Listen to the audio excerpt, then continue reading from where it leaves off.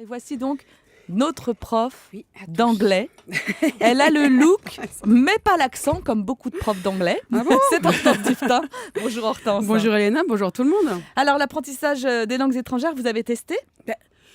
Mais oui, mais on n'arrête pas de nous dire que les Français sont mauvais en langues étrangères. Eh bien moi j'ai envie de dire que si les étrangers sont aussi bons que ça pour apprendre les langues étrangères, ils n'ont qu'à apprendre le français. Comme ça tout le monde sera content, surtout nous. Et puis ils verront que c'est pas si facile que ça le français. Même nous Français on a déjà du mal avec le français. Alors en plus on va pas s'embrouiller les pinceaux en se mettant à apprendre des langues étrangères. D'ailleurs il paraît que c'est pas les Français les moins bons en langue, Elena. Hein. Ouais. Il y a les Belges, on s'en serait douté, hein. Ils sont pires que nous, et les anglo-saxons. Pour les Anglais, on se demande bien pourquoi d'ailleurs, même si on a une petite idée. Alors, on crache beaucoup sur l'apprentissage des langues à l'école, mais moi, je suis pas d'accord. Moi, je vois Pauline, après 2 mois passés en CP, elle avait appris une langue étrangère.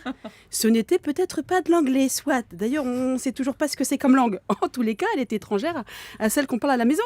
Alors, comme beaucoup d'enfants, hein, Pauline avait aussi commencé à se familiariser avec l'anglais en CM1, dans son école. Ouais. Avec initiation à l'anglais. Alors le truc, c'est qu'il n'y avait pas de prof d'anglais. Ah, ouais. Donc, c'était le prof de gym, qui en fait était aussi le directeur de l'école, qui leur faisait l'initiation.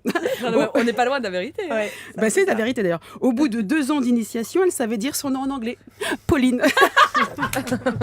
En revanche, pour ce qui était de se familiariser avec l'accent, c'était pas ça.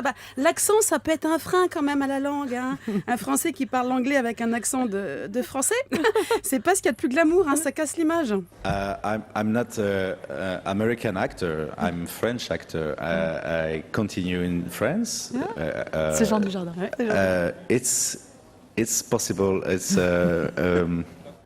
Yes, go, ouais. Le mec, il n'en peut plus. Non, nous les Français, on est plus doués pour le langage corporel, voire le mime, hein, que pour les langues. Mais moi, je pense que pour apprendre une langue étrangère, l'école, c'est pas ça. Ah. Ça va pas. Non. Pour que votre enfant apprenne une langue, il faut qu'il soit en immersion totale, que ça soit une question de vie, voire de mort. Autrement, ça ne marche pas. Je ne connais pas un apprenant, déjà, il faut se familiariser avec cette nouvelle langue aussi, qui parle, lit et écrit couramment une langue, rien qu'en l'ayant appris à l'école. Non, ça n'existe pas. Alors vous pensez bien l'anglais. Non, et puis j'ai envie de dire, pourquoi apprendre les langues étrangères ? Ça sert pas à grand chose. Regardez, on peut faire tout plein de métiers sans parler l'anglais, des grandes écoles même. On peut même être président de la République de la France. D'ailleurs, je crois que c'est une condition sine qua non pour être président de la République française. On ne doit pas savoir parler l'anglais, c'est pas possible. La preuve. You must create confidence. It's the first aim. You must in the people first. Yes.